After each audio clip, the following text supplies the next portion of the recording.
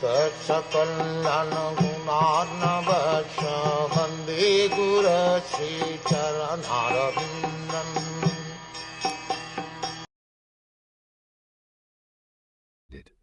Thus you descend as an incarnation to remove the burden of the world and to benefit your friends, especially those who are your exclusive devotees and are wrapped in meditation upon you.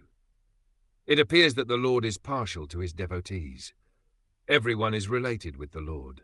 He is equal to everyone, and yet he is more inclined to his own men and devotees. The Lord is everyone's father. No one can be his father, and yet no one can be his son. His devotees are his kinsmen, and his devotees are his relations. This is his transcendental pastime.